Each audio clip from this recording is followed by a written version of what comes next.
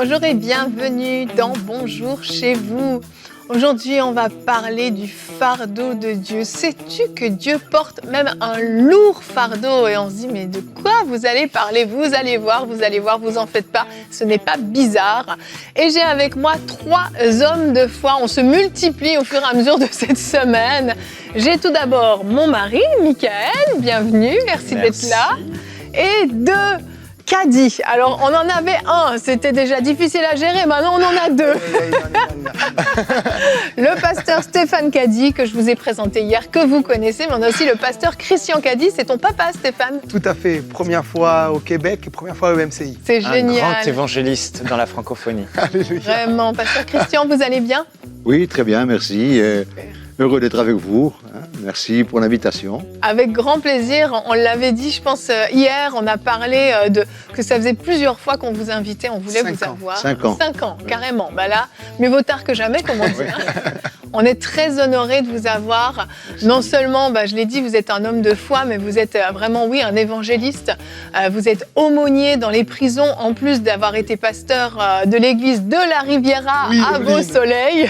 Pendant des années, Stéphane, tu as pris la relève de ton cher papa, mais vous êtes surtout aumônier de prison. J'insiste, 7 jours sur 7. Vraiment, c'est un travail à temps plein, mais qui n'est pas rémunéré, en tout cas pas sur cette terre, mais c'est certain un travail hautement rémunéré au ciel, vraiment. Ouais. Merci pour ce que vous faites, vous avez gagné énormément d'âmes en prison, vous faites un travail formidable et aujourd'hui, c'est pas pour rien que vous allez être notre coach du jour. Alors vous voyez, on a des termes dans notre émission, vous êtes notre coach, vous allez répondre à la question comment développer la compassion pour les perdus. Vous en connaissez un rayon dans ce domaine-là, vous avez vraiment voué votre vie aux perdus principalement, mais pas seulement. Et on en parlera tout à l'heure avec vous. Bienvenue en tout cas. Merci. Avec plaisir. Merci beaucoup. Avec grand plaisir. Merci, Eveline. Et on va commencer donc notre émission. On va parler de ce fardeau que Dieu porte. On va voir ça tout de suite dans la pensée du jour.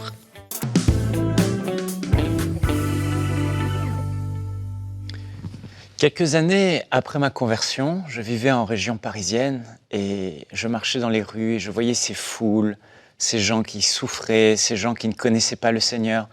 Et je savais que dans le cœur de Dieu, sa priorité, c'était que les âmes soient sauvées, qu'un maximum de personnes puissent connaître la bonne nouvelle de l'Évangile, recevoir Jésus-Christ comme leur Seigneur et leur Sauveur et être sauvés de ce lieu terrible, ce lieu de perdition qu'est l'enfer.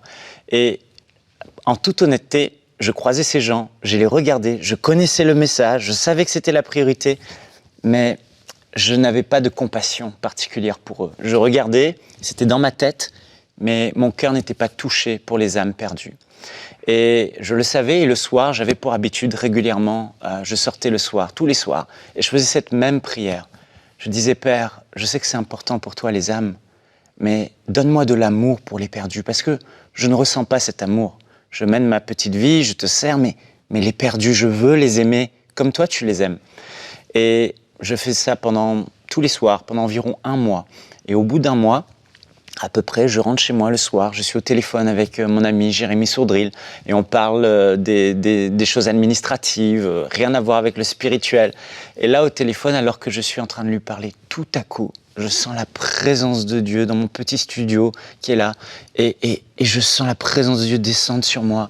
Et je suis ému de compassion, je me mets à pleurer, le téléphone vole, j'ai raccroché à Jérémy et je m'effondre en larmes dans ma petite chambre et je me mets à pleurer. Et en fait, c'est tellement intense que je supplie Dieu d'arrêter de me faire ressentir ce que je ressentais. Et jusqu'à aujourd'hui, je n'ai pas de mots pour décrire ce que j'ai ressenti, mais c'est comme si Dieu il m'a partagé ses sentiments, il m'a partagé ses émotions, il m'a partagé son cœur, un peu de son cœur, parce que je pense que s'il m'avait tout partagé, je serais mort. Et en fait, c'est comme un grand vide profond à l'intérieur de moi qui m'a saisi. Il a répondu à ma prière, donne-moi de la compassion pour les perdus. Et ce qu'il m'a donné, c'est le fardeau qu'il y avait dans son cœur, le fardeau d'un père qui a perdu de nombreux enfants et qui souhaite vraiment par-dessus tout les retrouver, le fardeau du cœur d'un père déchiré, de voir ses enfants aller dans ce lieu de perdition. Et j'ai eu comme un vide profond sans fin, un gouffre sans fin comme un baptême d'angoisse profonde qui m'a saisi. Et je me suis endormi après 2 heures de cris et de larmes, suppliant Dieu d'enlever ce fardeau que j'avais. Et je me suis endormi dans les larmes. Je me suis réveillé de nouveau en cris et en larmes, tellement il était encore pesant. Je sortais le même jour dans les centres commerciaux. Je passais devant les gens et les larmes ne cessaient de couler. Parce que je réalisais à quel point ils sont perdus et à quel point Dieu les aime et à quel point Dieu souhaite vraiment que chacun d'eux soit sauvé de ce lieu de souffrance qu'est l'enfer et puisse passer leur éternité dans la présence de Dieu. Alors je veux vous encourager aujourd'hui. Jésus a dit, ne savez-vous pas que je dois m'occuper des affaires de mon Père?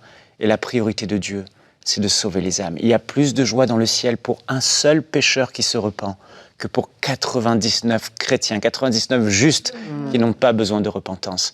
Alors aujourd'hui, Dieu souhaite aussi vous partager son cœur et son fardeau et que vraiment vous puissiez vous aussi témoigner de Jésus-Christ et être actifs pour le plus grand des mandats, sauver les perdus. Amen, amen. Et notre verset du jour nous parle de ce sujet. 2 Pierre 3, 9 nous dit que le Seigneur ne tarde pas dans l'accomplissement de la promesse, comme quelques-uns le croient, mais il use de patience envers vous, ne voulant pas qu'aucun périsse, mais voulant que tous arrive à la repentance. Voici le fardeau que Dieu porte, au point où il repousse l'accomplissement des promesses, où il tarde encore et encore, il repousse encore le moment parce qu'il veut que tous puissent être sauvés. Et c'est son fardeau, c'est ce qu'il porte, au point qu'il a donné son Fils unique, Jésus-Christ, qu'il l'a sacrifié pour que ceux qui sont perdus puissent arriver à la vie éternelle. Quel message extraordinaire. Magnifique. Je veux vraiment encourager les gens à oser faire la prière que Michael a fait. Ouais. Souvent, en tant que pasteur, je vois les gens prient, Seigneur, bénis mon petit poisson rouge, bénis mon travail, que j'ai une augmentation. Hein, papa? Eh oui, oui. Et ça, c'est une prière vraiment qui va toucher le cœur de Dieu et Dieu ne peut que y répondre. Ouais. Ouais. Et parfois, on est tellement loin du cœur de Dieu. Je me souviens une chose particulière que j'ai ressentie ce soir-là. C'était tellement fort que j'ai eu l'impression que tout ce qu'on faisait en dehors n'avait pas d'importance. Nos conférences, c'est important, mais le contraste est tellement énorme. Et là, Dieu le souligne. Il y a plus de joie pour un pécheur qui se repent que pour une grande assemblée qui se réunit pour le célébrer. C'est juste pas comparable. Parce qu'il y a un fardeau qui est là. En fait, le cœur de Dieu souffre. Il souffre profondément pour chaque âme perdue. Et quand j'ai réalisé ça, j'ai dit, mais on peut pas être concentré sur notre petite vie chrétienne tranquille et nos petites conférences et nos petites réunions. Le but premier de l'Église, c'est de sauver les perdus, d'être des témoins de Jésus-Christ. Oui. Vous, pasteur Christian, vous le connaissez, ce cœur de Dieu, parce qu'il vous l'a transmis aussi. Oui. Eh oui. Eh oui, je prends simplement donc un verset des Saintes Écritures où il nous est dit là, d'une manière tellement belle, voyant la foule, il fut ému de compassion. Jésus fut ému de compassion pour elle, parce qu'elle était languissante, abattue, comme des brebis qui n'ont point de berger. Alors il dit à ses disciples, la moisson est grande, mais il y a peu d'ouvriers, et priez le maître d'envoyer des ouvriers dans la moisson. La compassion pour les âmes perdues, la compassion pour ceux qui ne connaissent pas Jésus-Christ, c'est la chose la plus importante. C'est vrai qu'une fois que nous avons rencontré Jésus, que nous avons fait une expérience avec lui, quand nos vies ont été changées par lui, on a été sauvés, eh bien, nous avons tendance à nous installer dans notre bien-être, et puis à être tranquillement chez nous, voilà, puis régulièrement aller peut-être au culte, et lire la parole de Dieu, oui, certes, et puis quelque part, eh bien, on est juste intéressé à une seule chose, intéressé à recevoir les bénédictions, à recevoir les grâces. Puis on remercie le Seigneur, voilà, pour les bénédictions, pour les grâces. Et on a oublié quelque chose. On a oublié, eh bien, une œuvre cruciale pour Dieu. celle qui consiste à partager la vie que le Seigneur nous a donnée. Il nous a donné la vie, il nous a communiqué quelque chose de céleste. Et me concernant, ça fait 50 ans, voilà, que j'ai rencontré, et j'aimerais dire qu'aujourd'hui encore, 50 ans après, j'ai ce fardeau pour les perdus. J'ai ce fardeau qui est sur mon cœur, de leur faire connaître la vie, de leur faire connaître Jésus. Voyez-vous, dans l'Écriture, il y a un verset que j'aime bien, alors que les apôtres, eh bien, ont fait des choses extraordinaires. Ils témoignaient avec force de la résurrection du Seigneur Jésus-Christ, et ils priaient pour les malades. Il y avait des guérisons, il y avait des miracles extraordinaires. Les démons étaient chassés. Et puis là, donc, les religieux de l'époque, le Sanhédrin a fait enfermer les apôtres dans la prison.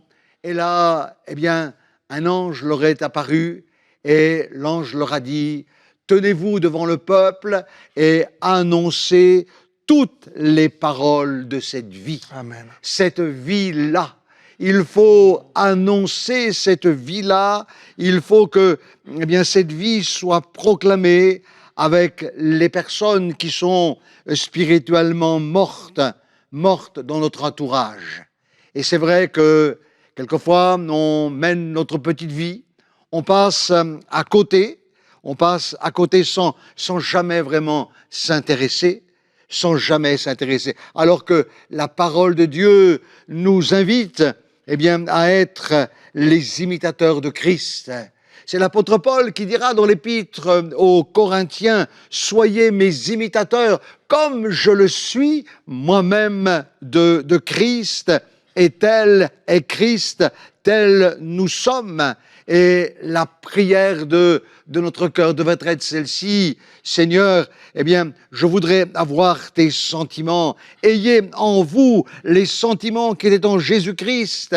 Et dans le cœur de Jésus-Christ, eh bien, il y avait cette compassion, cet amour pour les perdus qui a poussé Jésus à venir sur la terre des hommes. Il est venu ici comme un simple homme. Il n'avait ni beauté ni éclat pour attirer nos regards. Il n'avait rien pour nous plaire, mais il est venu au milieu des hommes. Il est venu pour mourir sur une croix, pour mourir sur le calvaire, pour nous sauver. L'amour pour Jésus va produire en nous un amour excessif pour les perdus. Amen. Je dis bien un amour excessif pour les perdus. Et s'il n'y a pas cet amour excessif pour les perdus, eh bien, il manque quelque chose. L'amour pour Jésus, eh bien, et l'amour pour les perdus, eh bien, sont intimement liés. Intimement liés. On ne peut pas séparer l'un de l'autre. Alors, comment avoir cette compassion pour les perdus? C'est important. Avoir cette compassion pour les âmes. Cette compassion pour les âmes. Je peux en parler parce que je le vis. Voyez-vous, j'aime pas proclamer, j'aime pas prêcher ce que je vis pas. Et je le vis et je le prêche. Amen. Et je peux dire que cette compassion pour les perdus, eh bien, elle est dans mon cœur. Oui, elle est dans mon cœur. Moi, je travaillais pendant des années, de longues années, dans l'évangélisation à l'extérieur. J'ai proclamé l'évangile. Et là, depuis 12 ans, eh bien, Dieu m'a conduit dans le milieu carcéral, dans le milieu des prisons. Là, dans ces milieux où il y a tellement de violence, où il y a tellement de haine, où il y a des cœurs qui souffrent. Et le suicide en prison, c'est quelque chose, eh bien, que l'on peut voir, malheureusement, parce qu'il n'y a plus d'espoir. Et le Seigneur, dans son amour, il m'a conduit dans ce milieu. comme étant une lumière au milieu des ténèbres, comme étant une lumière au milieu des âmes perdues, au milieu de ceux qui ont une vie tellement cabossée, une vie tellement détruite. Eh bien, je leur apporte ce message de l'amour de Dieu. Alors comment avoir cette compassion? On a besoin d'apprendre à regarder notre prochain au-delà de nos yeux physiques. Parce que nos yeux physiques voient, mais nous devons avoir les yeux de Dieu, les yeux du Seigneur. Et j'aimerais rappeler la valeur d'une âme devant le trône de Dieu. La valeur d'une âme devant le trône de Dieu. Et s'il aurait fallu que sur la terre, il n'y ait qu'une seule personne, une seule et unique personne, Jésus serait descendu du ciel. Jésus serait venu jusqu'à nous. Il serait mort sur la croix pour cette personne. Il aurait versé son sang pour une seule personne. Partager la bonne nouvelle est un moyen efficace pour développer en soi la compassion pour les perdus.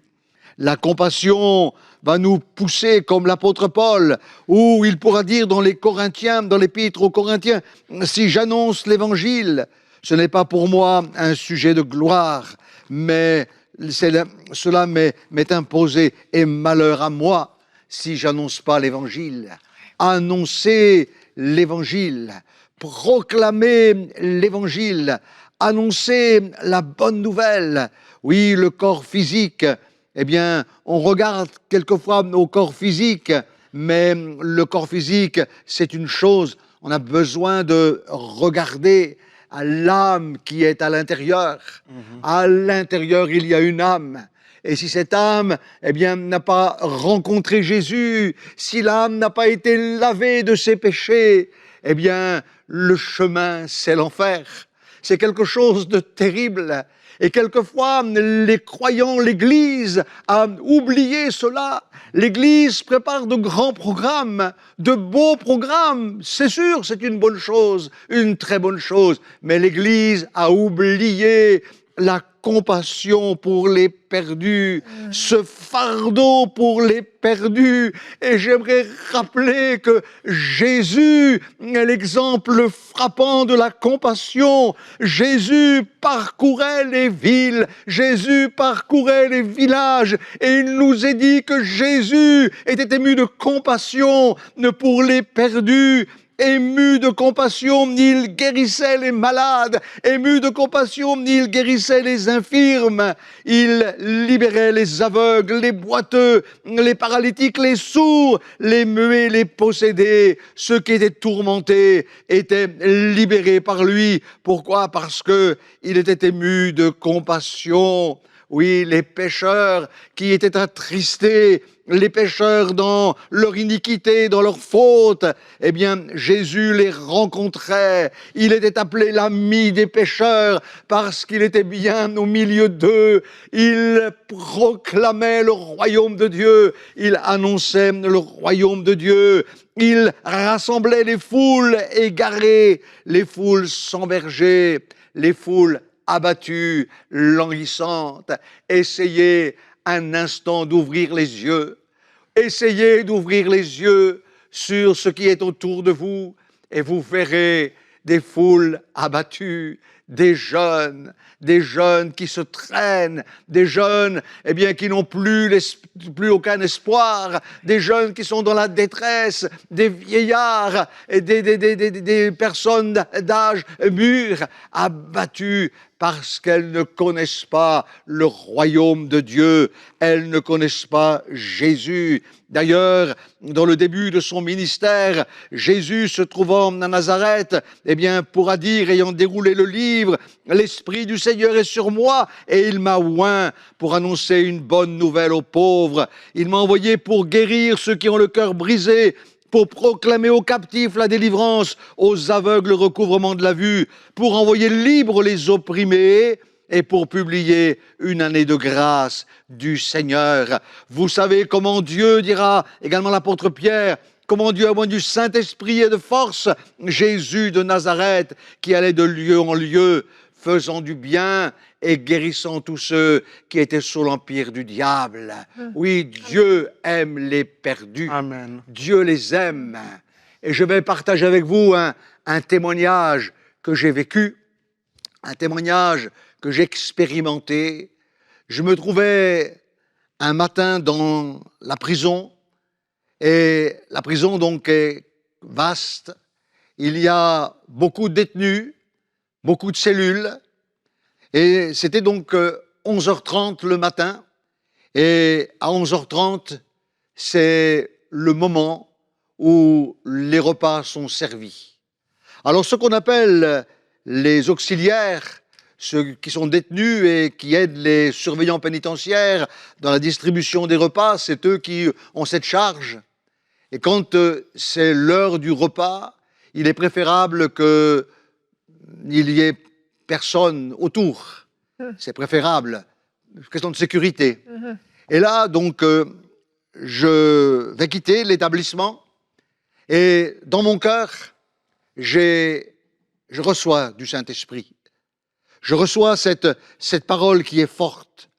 Il faut que tu ailles dans tel bâtiment et à telle cellule. Il y a beaucoup de cellules. Va dans telle cellule. Alors j'obéis à la voix, parce que c'est important d'obéir. Quand il s'agit du salut d'une âme, c'est très important d'obéir. On ne peut pas rigoler avec le salut des âmes, avec le salut des perdus.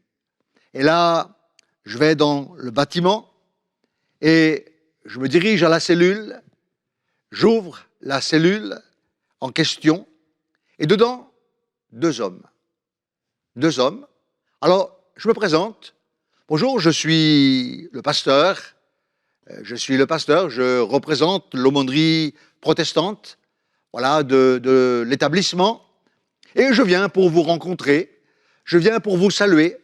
Et ces deux hommes se regardent bizarrement, mais avec un étonnement. Et quand ils se sont regardés, ils me disent alors ça c'est extraordinaire. Parce qu'on vient juste à l'instant de terminer de prier, et dans notre prière, eh bien, l'un a dit, Seigneur, si tu m'aimes encore, envoie-moi quelqu'un me parler de toi. Wow. Envoie-moi quelqu'un me parler de toi. À savoir que cet homme en question, c'est un homme qui a à peu près 45 ans, ouais, peut-être un peu plus même. Et cet homme, alors qu'il était jeune, adolescent, il avait fait une expérience avec Jésus. Il avait rencontré Jésus et il était passé par les eaux du baptême.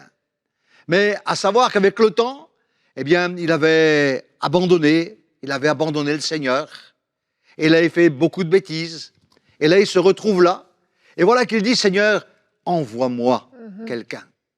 Et là, je retrouve cet homme, il s'est repenti, Wow. il s'est donné à Jésus. Alléluia. Alors, j'aimerais dire que Jésus te connaît, Jésus t'aime, et Jésus veut t'utiliser pour que tu sois, eh bien, ce gagneur d'âme, cette gagneuse d'âme, avec le cœur du Maître, avec le cœur du Roi des Rois. Alors, je vais prier, simplement, je vais invoquer son nom pour que le Saint-Esprit mette sur ton cœur maintenant ce fardeau pour les perdus. Amen. Oh, gloire à toi. Seigneur, merci. Merci de te souvenir de ces bien-aimés qui sont derrière les écrans et qui regardent. Je te prie, Seigneur, que sur leur cœur, il y ait ce fardeau pour les perdus, ce fardeau pour les âmes, ce fardeau qui va peser, que le cœur de Jésus soit maintenant en chacun, un cœur rempli de compassion, rempli d'amour pour les perdus, non pas pour les juger, non pas pour les condamner, non pas pour leur reprocher quoi que ce soit, mais des cœurs pour les aimer et pour les conduire à la croix, où ils vont recevoir la vie et la vie véritable. Seigneur, étends ta main maintenant et encourage, s'il te plaît, comme toi seul sais le faire, dans le glorieux nom du Christ Jésus. Amen. Amen, amen. Waouh. Et je sais, ayant discuté avec vous, ayant eu ce privilège, que vous me racontez un témoignage parmi tant d'autres, nombreuses fois, où ému de compassion, vous êtes allé dans des cellules, dans des endroits risqués, dans des cachots même, dans des endroits où les gens étaient à l'isolement, des gens violents, dangereux. Et Dieu s'est servi de vous et pour amener ces personnes jusqu'à lui. Et merci pour ce partage de ce cœur que Dieu vous a donné et pour pouvoir nous le transmettre. Merci beaucoup, Pasteur Christian, d'avoir partagé ce merveilleux message avec nous. Et on prie, oui, que ça allume des feux dans vos cœurs. Tout comme à EMCI, on a ce fardeau pour les perdus. Et je sais que quand Dieu t'a donné, chérie, ce cœur pour les perdus, c'était pas juste pour toi à ce moment-là, mais c'était aussi pour cette œuvre qu'on est en train de bâtir. Oui, je me souviens, pendant que le pasteur Christian prêchait ce merveilleux message, je me souviens qu'après que Dieu m'ait transmis son fardeau, sa compassion pour les perdus, je suis encore sorti un soir et je suis allé près de ce lac à Noisy-le-Grand. Il y avait un lac. Et j'ai levé les yeux au ciel et j'ai fait une prière de tout mon cœur. J'ai dit, Père, s'il est possible, fais en sorte qu'à travers ma vie, tu puisses sauver des millions et des millions d'âmes.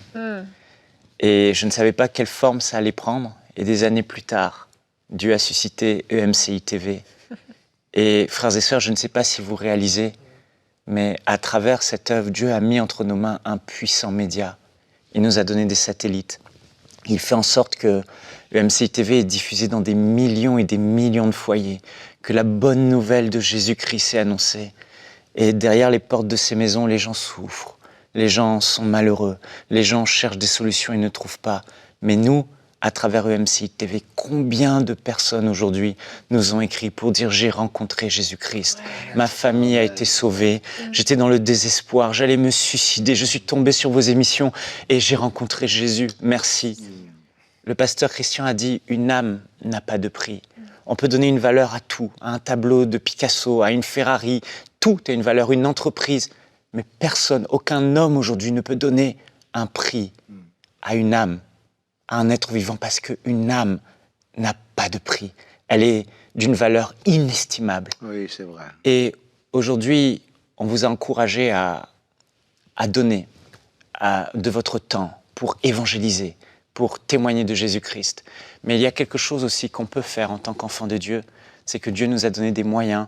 Et aujourd'hui, vous savez, nous sommes dans cette campagne de dons et on n'est qu'au début de ce que Dieu veut faire à travers cette œuvre EMCI TV. Par la grâce de Dieu, aujourd'hui, on a ce centre EMCI et il doit être terminé. Et il y a des projets qui sont là sur notre cœur depuis tellement d'années qui doivent se réaliser. Et pour ça, on a besoin de moyens financiers.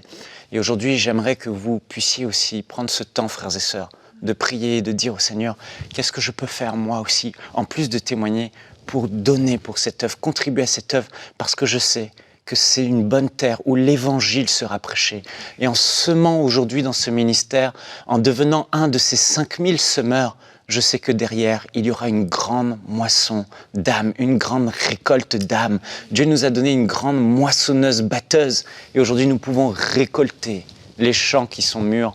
Alors je veux vous encourager à travers l'application Ma Bible, l'Auditorium, les Studios B, les nouveaux programmes qu'on va pouvoir faire.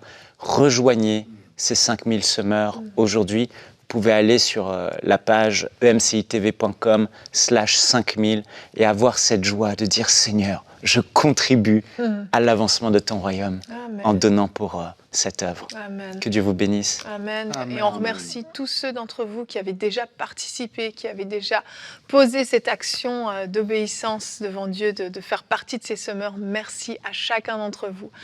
Pasteur Christian, merci infiniment pour ce privilège d'être venu sur le plateau de Bonjour chez vous, d'avoir partagé votre cœur pour les perdus. Stéphane, on va se retrouver encore. Oui. Tu pars pas trop loin. Non, on continue. Alléluia. Amen. On continue. Amen. Merci d'avoir été avec nous aujourd'hui. Merci à vous. Demain, on se retrouve. Qu'est-ce qui bloque ta prière? C'est le thème qu'on va aborder. Et le pasteur Stéphane Caddy sera avec nous pour une rubrique conseil du coach. Quels sont les obstacles à la prière? On a hâte de t'entendre. Donc, ne manquez pas l'émission de demain. Que Dieu vous bénisse et bonjour chez vous.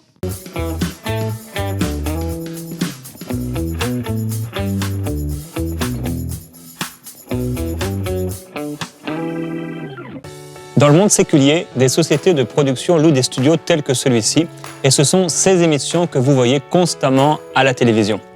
Grâce à ce studio, nous allons pouvoir enregistrer des ministères amis du monde entier qui ont un message à vous partager et ils pourront produire leurs émissions dans ce studio. Par exemple, vous connaissez l'émission Badaboom avec Marcel Kouamenan.